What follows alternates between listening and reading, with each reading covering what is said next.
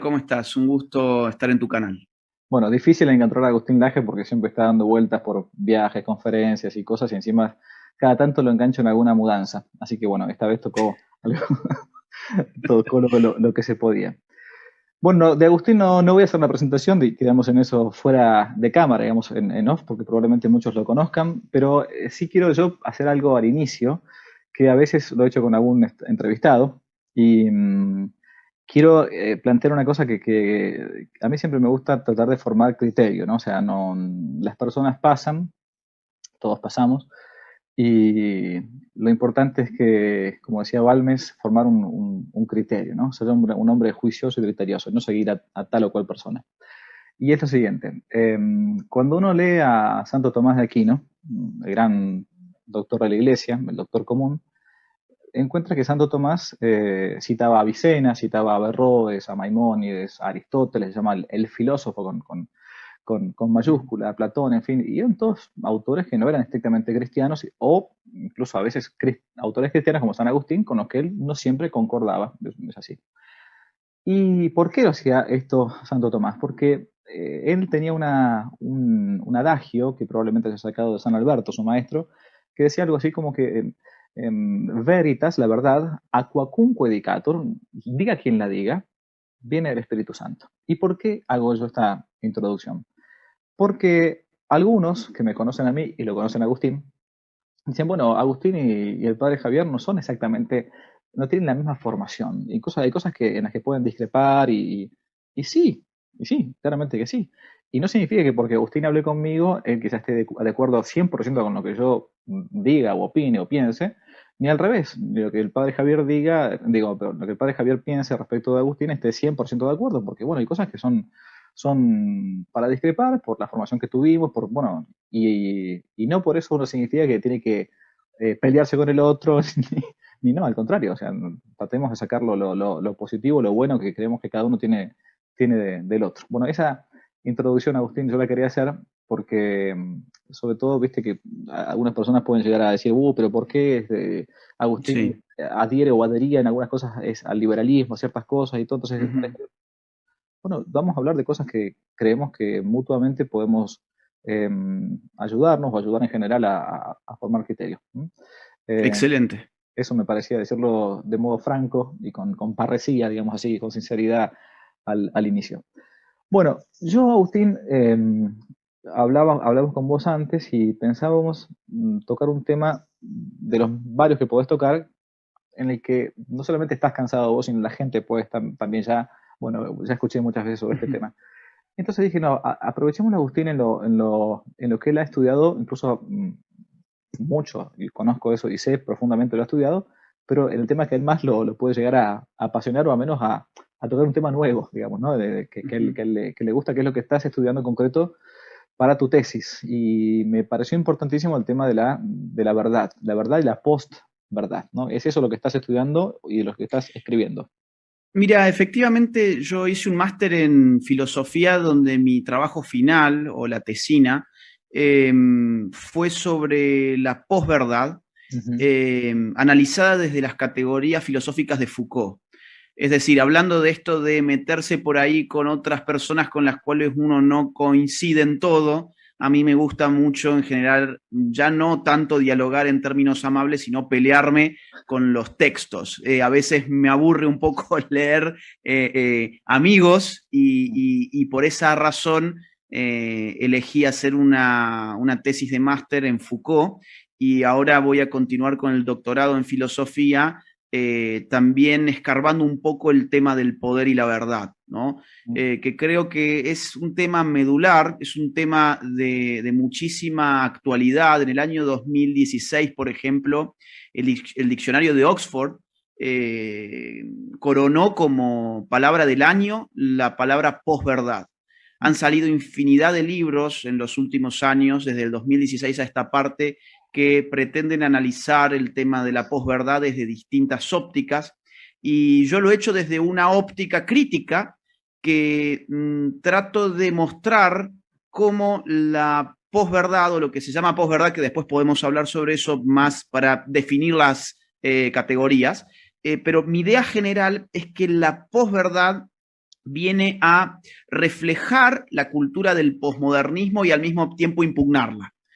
Porque el posmodernismo confió en que deshaciendo la verdad, el poder, por consecuencia, iba a debilitarse. Y terminó ocurriendo que sin verdad el poder terminó fortificándose.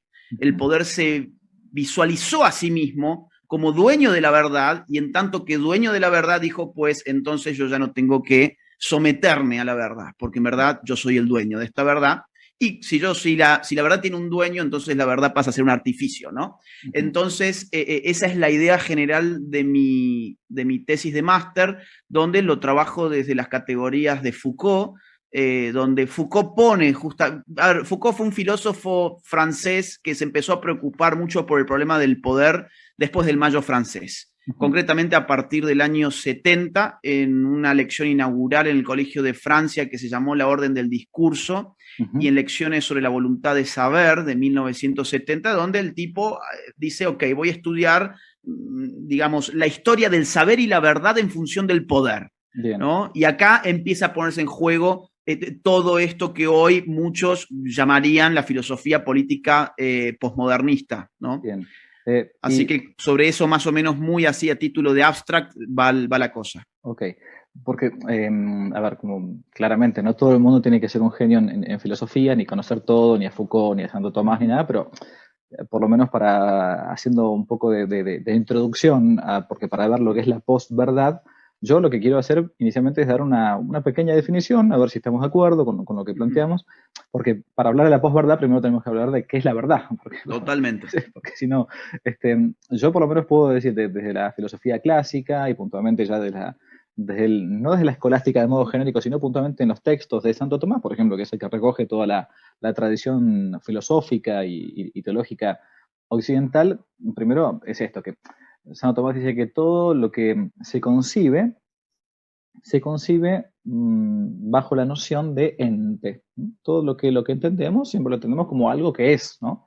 Por eso que dice Santo Tomás algo así como que en significa aquello que primero cae en la noción del intelecto, ¿no? O sea, yo no puedo pensar, ¿qué es el ente? El ente es el participio presente del verbo ser, así como caminante es participio presente del verbo caminar y cantante del verbo cantar. Ente en castellano es esto, es lo que es, ¿no? Lo que está haciendo, lo que... Entonces, todo lo que yo pienso, lo pienso en cuanto que es algo, ¿no? Que tiene ser, digamos, ¿no? Bien. Y a partir de eso, que yo capto, ya sea un ente, o algo, una realidad, un perro, un gato, un Saturno, lo que sea, lo capto, ¿no? En mi intelecto, o también lo construyo en mi intelecto, ¿no? No sé, un unicornio que no existe en la realidad, pero existe en mi intelecto. Y a partir de ahí yo puedo empezar a jugar si algo es verdadero o algo es falso. Entonces, la verdad desde el punto de vista clásico es cuando mi intelecto se adecua a la realidad, ¿no? Eso es, por eso se dice en latín adequatio rei et intellectus, la adecuación del intelecto y de la cosa, eso es lo que decimos como que es verdad. Y cuando uno no capta la verdad tal cual es, o bien decimos que estamos en un error, cuando es sin querer, involuntario, o ante una mentira, ¿no? Voluntariamente yo, sabiendo que 2 más 2 son 4, digo que son 5. Bien, creo que de esto, digamos, la filosofía, digamos, de sentido común, realista o aristotélico tomista, está más bien de acuerdo. ¿Te parece que incluso la persona hoy por hoy de la calle, no estoy hablando de un filósofo ideologizado, etcétera, entiende más o menos, no con todos estos términos, ¿no? Pero entiende que más o menos esto es la verdad? Bueno, yo creo que, digamos, el concepto adecuacionista, que es precisamente ese de la verdad, es el que domina sobre todo en el marco de los asuntos privados. El efecto de la posverdad es haber aniquilado el concepto de adecuación en lo que hace a las cosas de carácter público. Claro. Entonces, cuando hablamos ya de una moral, por ejemplo, objetiva, ya no hay espacio para hablar de verdad en términos morales. Ya no hay espacio para hablar de una verdad política. De hecho, la posverdad se empieza a utilizar como una característica que se da en el espacio político, ¿no? Entonces, ahí yo creo que hay, por eso es posverdad, o sea, todavía depende de algo que es verdad.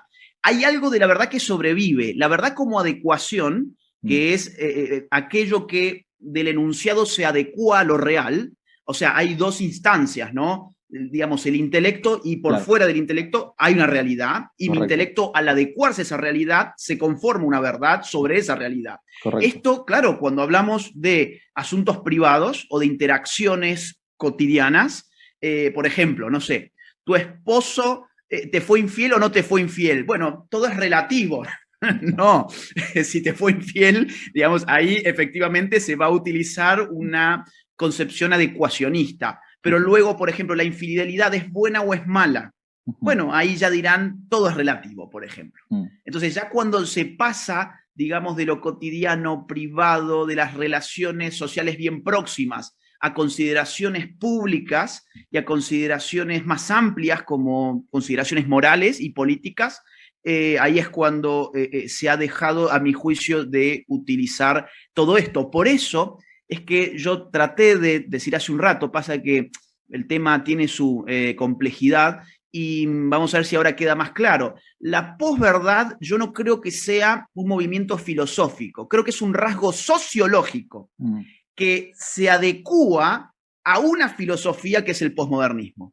ujú. Pero la posverdad es una condición sociológica contemporánea que supone una impugnación radical del juego verdadero-falso en lo que hace asuntos de carácter público sobre todas las cosas. Entonces, lamentablemente que en el espacio público se pierda una concepción de verdad ecuacionista es gravísimo, Mm, por algunas cosas que podemos ir diciendo, porque ¿qué reemplaza la verdad? Por ejemplo, sería la gran pregunta, claro. entre otras cosas más. Pero yo estoy de acuerdo, obviamente, yo en ese sentido soy realista y soy más bien clásico, y entiendo que esa es una concepción adecuada, valga la redundancia, la adecuacionista es una concepción adecuada de verdad, que la posverdad aniquila cuando se tratan de temas amplios, públicos, etcétera. De esta, no, no puntualmente de lo que se llaman los trascendentales del ente, ¿no? O sea, que trascienden cualquier ente, no importa que sea, reitero, perro, gato, Saturno o un unicornio intramental, eh, estos trascendentales del ser o de todo ente, porque trascienden, va a surgir también de esta misma noción de ente, de cualquier cosa que sea, mi suegra o esta mesa,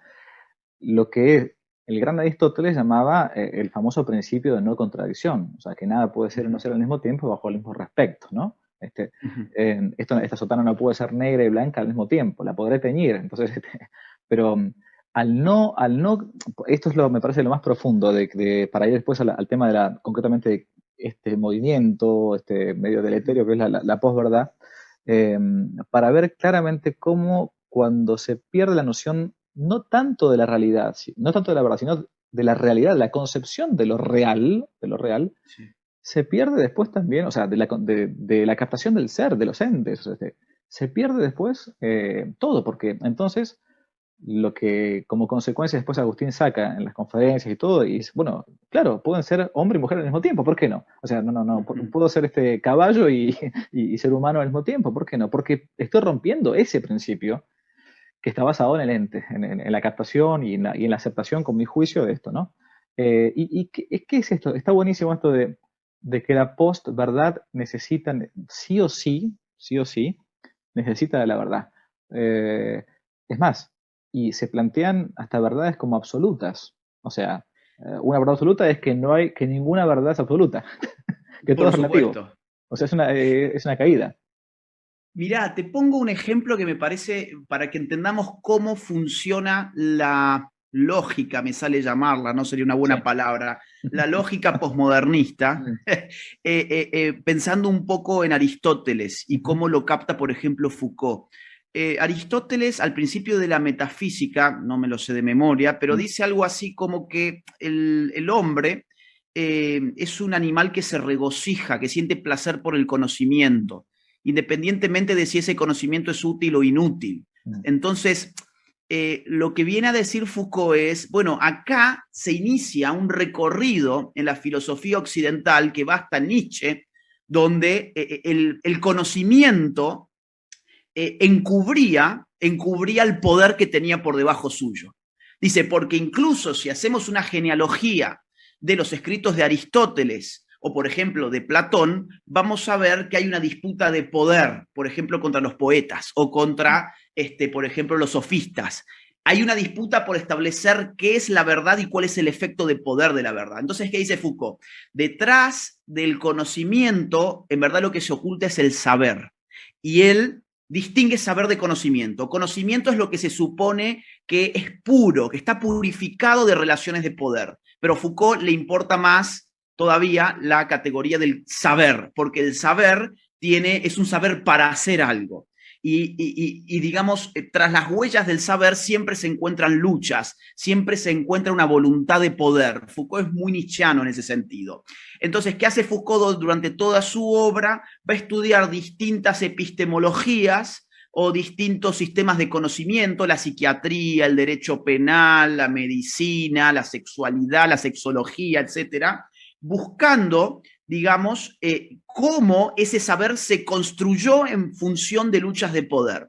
Entonces, claro, esta es una especie de etos que marca a todos los posmodernos, que los lleva a decir, bueno, no, en verdad no hay una verdad como tal, no hay una verdad que esté depurada de poder.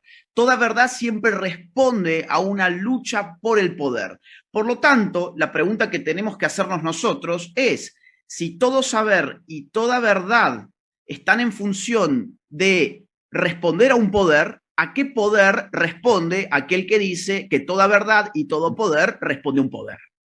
Claro. Y ahí nos vamos a encontrar con que esa filosofía que se suponía emancipadora, lo único que hizo fue emancipar al poder de la verdad, pero dejó al sujeto más sometido al poder que nunca, porque ya ni siquiera podía recostarse sobre la verdad para impugnar ese poder. Y eso es lo que está pasando hoy. Entonces, esto de la posverdad necesita de la verdad en muchos sentidos. Cuando Foucault dice, detrás de la verdad siempre hay un poder, él necesita afirmar la verdad de que detrás de la verdad siempre hay un poder. Claro. Es decir, la afirmación de que no hay verdad demanda para sí una verdad.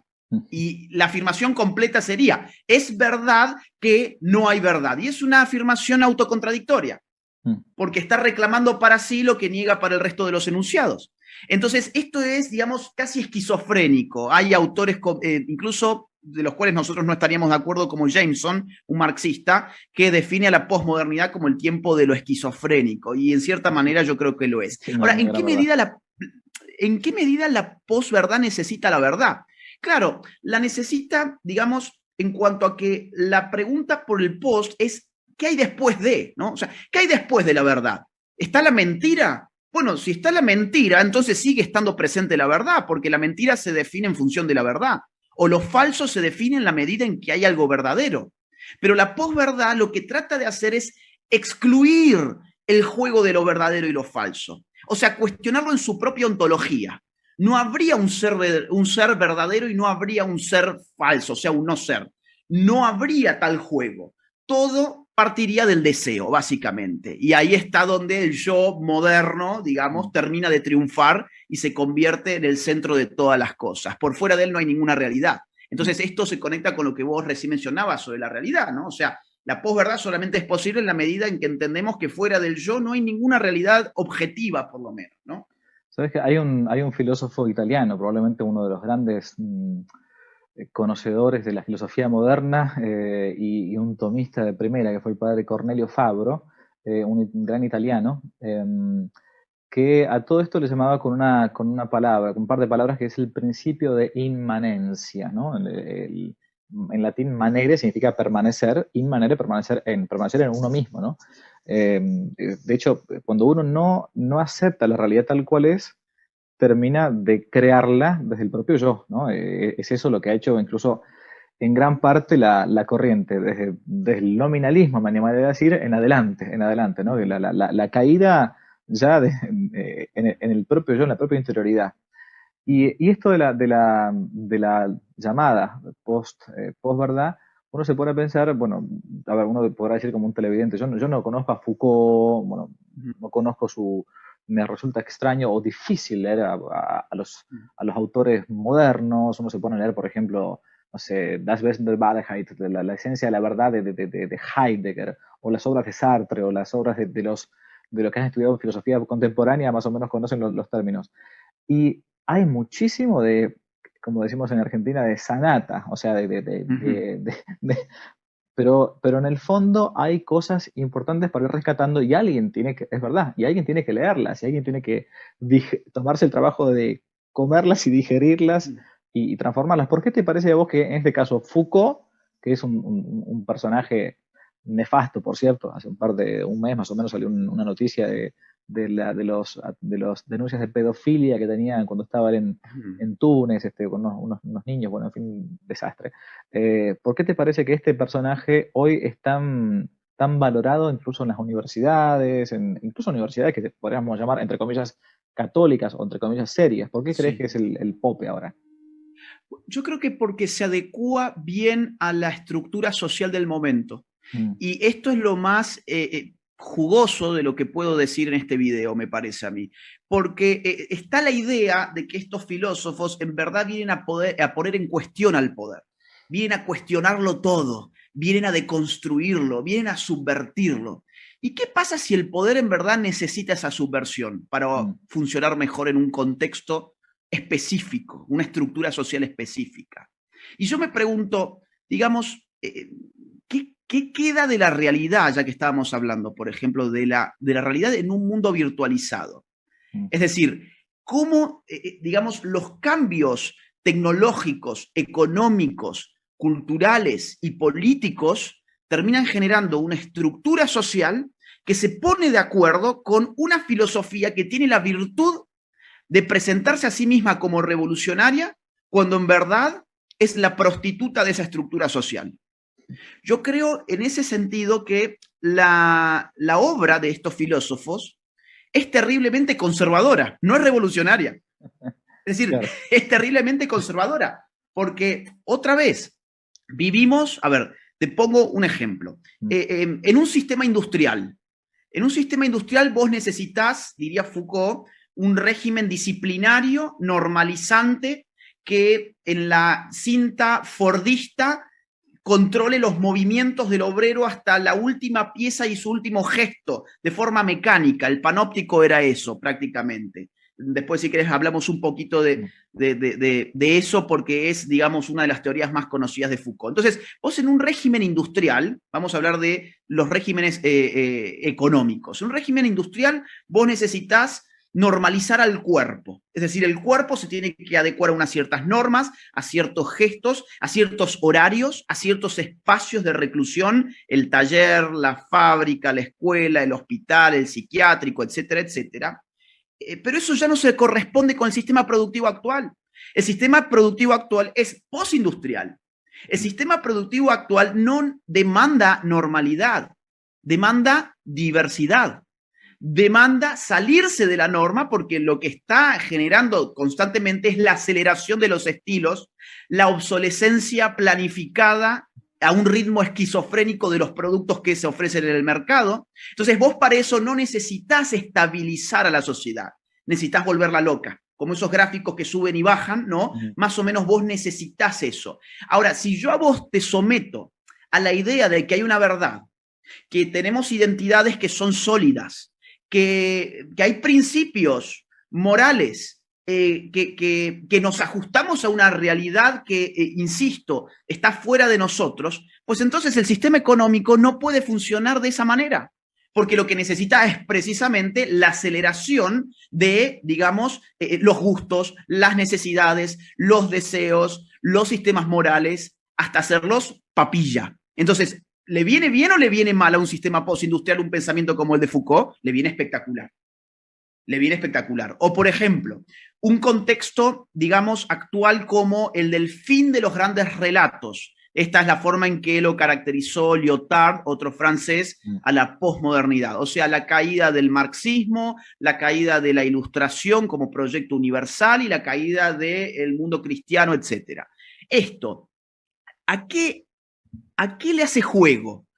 Y le hace juego a empezar a disolver identidades, empezar a disolver discursos que eran sólidos, que eran duros, difíciles de roer, que generaban lealtades, una lealtad a un sistema religioso, una lealtad a una patria, una lealtad a una familia, por ejemplo. Va, digamos, coercionando incluso, no solamente las va disolviendo, sino que las coerciona a esas identidades y a esas lealtades y termina abriéndose paso al típico sujeto posmoderno que es el ciudadano del mundo, ¿no? Que el ciudadano del mundo es hipercultural, no es cultural, no tiene ninguna cultura, porque para tener cultura uno necesita cultivarse y para cultivarse necesita tiempo. Claro. Y hoy no hay tiempo ni para leer un tuit. Entonces, ¿a quién le hace el juego políticamente? Por ejemplo, la política del globalismo. ¿Necesita de un Foucault o necesita de un Santo Tomás? No, necesita de un Foucault. Necesita de alguien que empiece a destruir las culturas que se han creado con el pasar de los siglos, incluso de los milenios. ¿Para qué? Para, digamos, arrodillarse frente a otro tipo de estructura política que no es nacional, sino que es supranacional. Entonces, otra vez, estos autores que se pretenden revolucionarios y emancipadores son las prostitutas de la estructura social actual, que es una estructura social supranacional en términos políticos y es posindustrial y digitalizada en términos económicos. Así que yo creo que esa es una crítica interesante que se le puede hacer a esta gente, ¿no? Que en verdad no están combatiendo nada, están reproduciendo el sistema. Es parecido a, si queremos, en el ámbito de lo que sucede después en las manifestaciones y todas estas. Uno dice, bueno, ¿cómo puede ser que por ejemplo, cuando hablamos siempre de las marchas del orgullo, etcétera, uno dice, de gente que está con la bandera, uno más de una vez ustedes lo han planteado con Nicolás, con la bandera del Che Guevara en una marcha de orgullo. Es una cosa que o sea, no conocen mínimamente la historia superficial de lo que fue la revolución castrista. O sea, la verdad que no conocen nada. Mira, perdón, es que esto es súper importante, tampoco les importa. Yo, digamos, tuve la suerte de tener una agente de marketing de primera que fue una feminista argentina que se llama Malena Pichot, que me hizo claro, fue una entrevista, debate, no sé cómo llamarlo, fue un griterío, y en un momento estaban con un politólogo, y yo les planteé exactamente lo que vos estás diciendo ahora, y lo que me dijo el politólogo fue, no importa la historia, importa que el Che fue resignificado posteriormente por las políticas LGBT, y ahí tenés un ejemplo de posverdad. Claro. O sea, yo sé que el Che armó sus campos de concentración contra homosexuales, pero no importa, yo puedo resignificar esa historia, sacar lo que no me gusta, dejar lo que me gusta y darle una nueva identidad al Che Guevara. Claro, ahí está, es perfecto. Ese es un ejemplo de posverdad, por ejemplo, ¿no? Bien, ya que nos metemos justamente en los ejemplos, porque así vamos a los casos, uno dice, bueno, perfecto, el del Che Guevara es un ejemplo bien típico, que para el ciudadano común, para bajarlo, digamos, a la vida práctica, ¿qué ejemplos de posverdad vos podés llegar a ver? Hablo de los ámbitos que más o menos la gente conoce, desde lo público, publicitario y todo. ¿Cómo podemos identificar ejemplos concretos según la filosofía de Foucault y este movimiento, más que filosofía, este movimiento, digamos, ideológico de la posverdad? ¿Cómo se pueden identificar en algunos hechos concretos?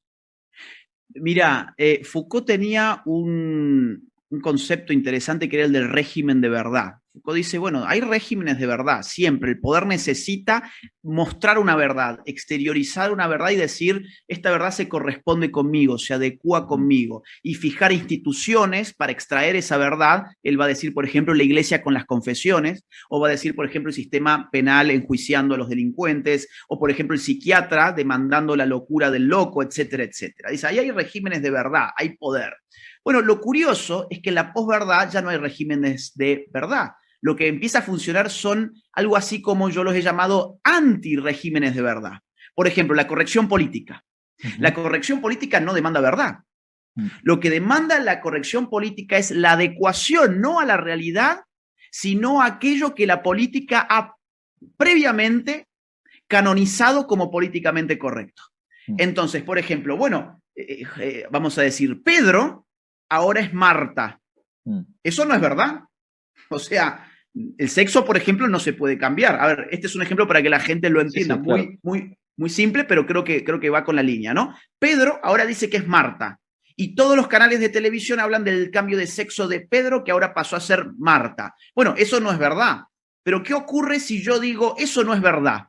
Pues entonces me van a decir, no me importa si es verdad o no, vos tenés que respetar los derechos de Pedro de autopercibirse Marta, porque la verdad no interesa en este caso, y ahí van a venir los dispositivos disciplinadores, que son, por ejemplo, INADI, que es, por ejemplo, una sanción académica, que es, por ejemplo, que te expulsen del trabajo, que es, por ejemplo, una denuncia, que te pueden llegar a hacer incluso en muchos países por decir esto, y ahí es donde aparece el poder, no para decir voy a proteger la verdad, sino ahora para decir voy a proteger lo políticamente correcto. Es una forma de ordenar los discursos, pero esa forma de ordenar los discursos es muy peligrosa, porque todo depende de quién tenga el poder para decir qué es lo políticamente correcto. Claro. Lo lindo de la verdad es que los sometidos al poder pueden tener la verdad y pueden luchar por la verdad. Pero cuando ya no hay verdad, ¿por qué vas a luchar? Entonces vos fíjate otra vez cómo esto termina generando el sumiso perfecto. Si no hay verdad, no tiene sentido luchar. No hay ningún sentido en ninguna lucha. Todo lo que yo tengo que hacer es obedecer a lo que se me dice que es políticamente correcto. Y lo correcto, insisto, se libera de la exigencia de una verdad y se anuda a una exigencia política. O sea, el sueño de Foucault está cumplido en cierta forma. Foucault parece no, digamos que toda la crítica que hace Foucault a la verdad, hoy se puede aplicar en cierta forma para entender lo que está pasando, por ejemplo, con la corrección política. A ver, no quiero absolutizar esto solamente en términos de Foucault, hay muchísimos autores que van en esa misma línea, Deleuze, Guattari, generalmente los postestructuralistas andan todos con esta onda. Así que, por ejemplo, el régimen de la corrección política es clásico. O, por ejemplo, te pongo otro caso. Hablamos del Che Guevara ya. Te pongo, por ejemplo, el caso de los corruptos. Hacerse el tonto con los corruptos y esto de, bueno, roban pero hacen es, no importa, digamos, que haya una verdad moral en este caso, que la verdad moral es que no importa que hagan, importa que si roban no tienen que estar ahí. Es, bueno, no, yo voy seleccionando los hechos de la realidad que a mí me importan y los otros hechos los escondo debajo de la alfombra. Y esto es muy típico de la política contemporánea, no solamente en Argentina, sino en muchos otros países, y es un ejemplo político también de cómo la posverdad, en este caso, sirve para proteger a los corruptos. Es decir, bueno, no hay hechos, solo interpretaciones. Sí, capaz que no se sabe bien si robó o no robó. Y tenés el video del tipo arrojando un bolso de dólares dentro de un convento, ¿no? Y ahí está afuera, ahora está allí afuera. ¿Qué fue lo que lo puso afuera? Y la posverdad que destruyó cualquier consideración moral. Sí, y lo más trágico de todo esto es que ya hay como generaciones que se van educando en estas cosas. Y mientras vos hablabas, yo decía, bueno, a ver si se acaba la posibilidad de plantear las cosas en términos de verdad o falsedad. Y te están imponiendo, como desde arriba, no solamente esto del lenguaje políticamente correcto, de la censura. Al final de cuentas, lo que también está en juego es la misma libertad. Es la capacidad de autodeterminarse y es lo que también te termina dignificando, o sea, porque te termina siendo... no es que te hace hombre ser libre, se sigue siendo hombre aunque uno sea un esclavo, pero te coarta por completo tu capacidad incluso para usarla mal, o sea, incluso para usarla mal, porque el único modo de poder usarla es como te lo va a decir este régimen totalitario, que es el que plantea esto de que la única verdad es la posverdad. O sea. Mirá, y la posverdad también se puede poner en juego con la superficialidad. O sea, digamos, vivimos tiempos superficiales. Hay un libro muy interesante de Nicolas Carr que se llama precisamente así, Superficiales. Tiempos donde leer un tuit agota intelectualmente. Tiempos donde, bueno, hoy leía, por ejemplo, un estudio de Microsoft, reveló hace algunos años que la atención promedio se puede sostener 12 segundos hoy en día. O sea, la atención que un ser humano hoy en promedio puede sostener son 12 segundos. Todo va tan rápido que no hay tiempo para la cultura, porque la cultura presupone un esfuerzo de cultivo del propio espíritu, y no hay tiempo, como decíamos, para eso. Entonces, un régimen de posverdad a mí me viene bien como sujeto superficial, porque si ya no se trata de hechos, sino de puras interpretaciones, bueno, yo puedo interpretar lo que sea sin necesidad de que sepa nada. El propio saber ya no tiene demasiado sentido. Digamos, allí donde no hay verdad, ¿para qué tengo que saber algo? Y ahí es donde esto también, digamos, esto también se corresponde con una estructura social digitalizada. No necesito yo saber, toco un clic y ya está allí en la pantalla. Entonces, ahí también hay un efecto que se corresponde con los tiempos actuales, que es que la búsqueda del conocimiento ha sido aniquilada. Ya no interesa el conocimiento está al alcance de un clic. Podemos saberlo todo, supuestamente, pero al mismo tiempo, porque podemos saberlo todo, no podemos saberlo nada, porque hemos decretado que la verdad en verdad no existe. Y fíjate que la posverdad se vincula con la cacofonía, digamos, digital. Claro, vos tenés tantas voces disonantes, tantas opiniones encontradas, que hacer un esfuerzo intelectual para decir, bueno, esta es verdadera y esta es falsa, te llevaría mucho tiempo y muchos esfuerzos. Entonces, ¿qué haces? Decís, no, cada una es válida a su modo y se terminó. Entonces, es también una operación de la pereza humana la posverdad, ¿no? Es propio de un perezoso que tiene que quedar bien, porque además quedas muy bien, ¿eh? No, como dijo Nietzsche, no hay hechos, solo interpretaciones, y queda fabuloso en una cena. Claro. Claro, entonces es propio de los tiempos actuales.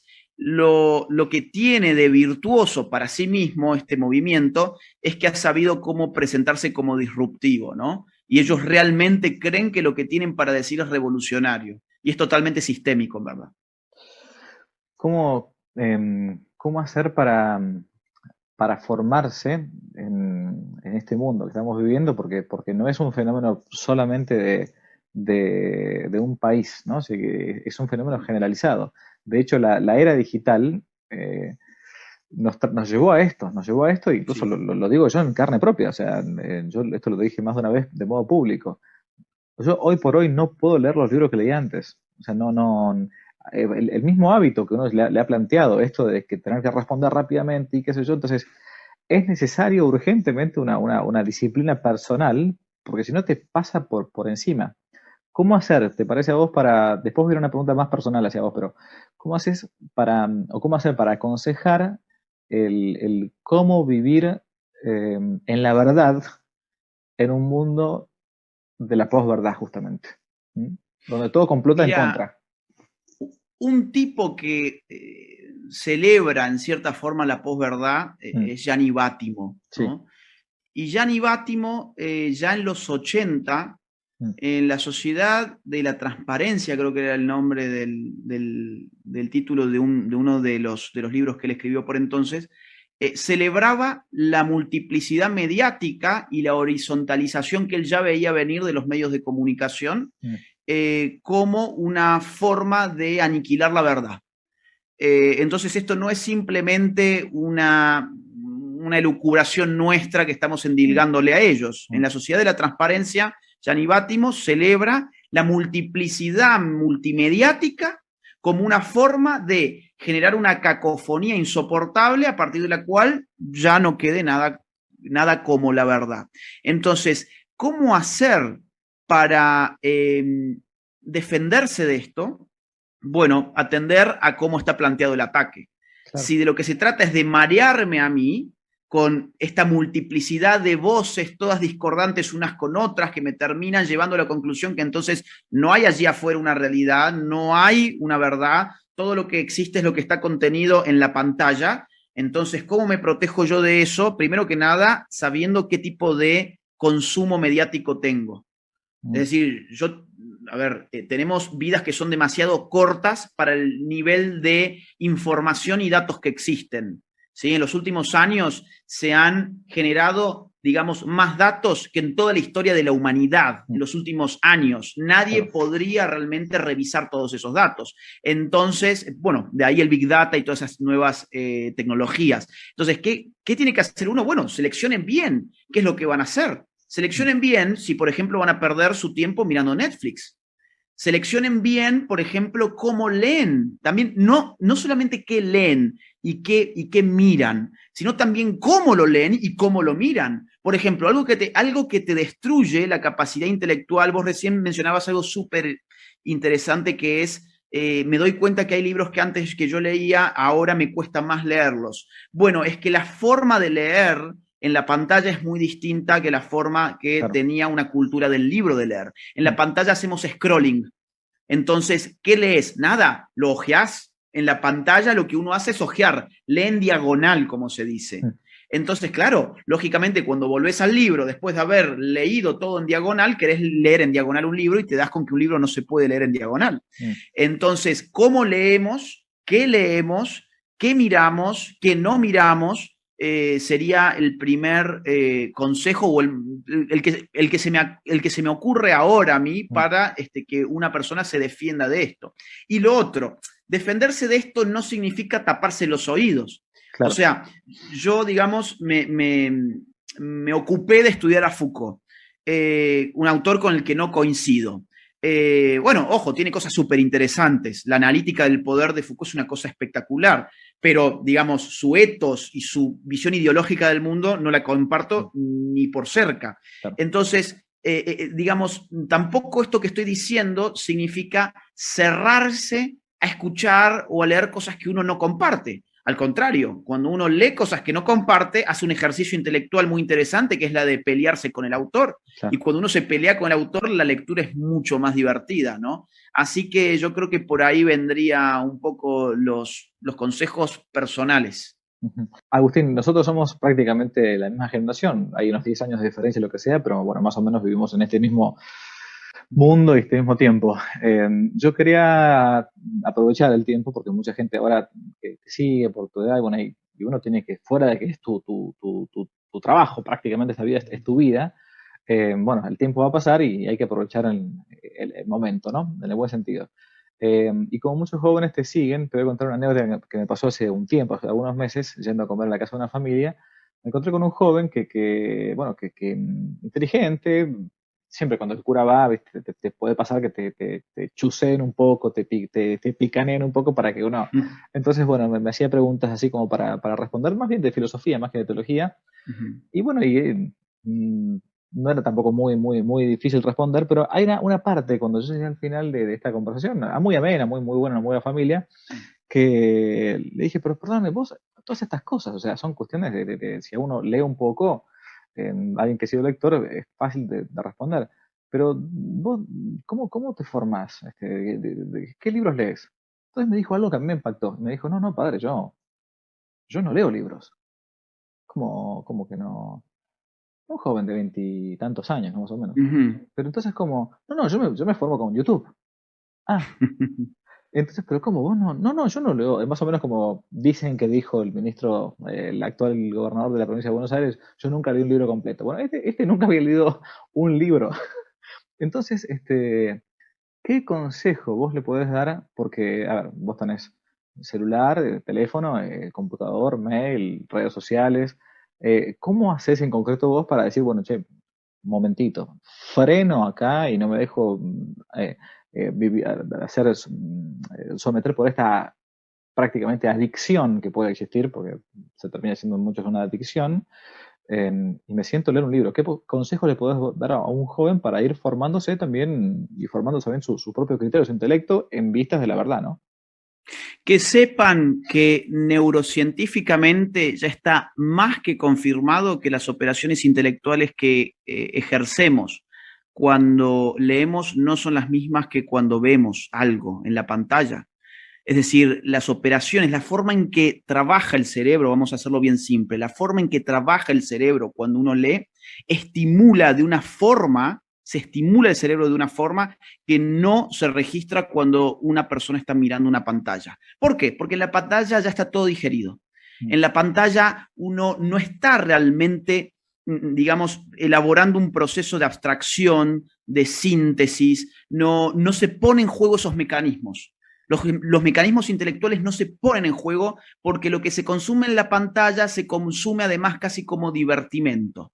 Es decir, yo entiendo que hay gente que dice, bueno, a ver, yo me voy a sentar y voy a tomar nota de esto, es una clase, bueno, y eso está muy bien. Es decir, ver videos, tomarlos como si fuesen clases, está muy bien, pero si no los se complementan con lecturas, entonces no sirven de nada, porque no vas a entender el fondo de las cuestiones. Aparte, los videos no te dan tiempo para poder realmente desarrollar un tema. Nosotros hemos picoteado en una hora que llevamos. Sí, sí. Ahora, hemos picoteado, pero hemos picoteado porque atrás tenemos lecturas. Si encima picoteamos de lo que picoteamos, pues entonces no picoteamos nada. Claro.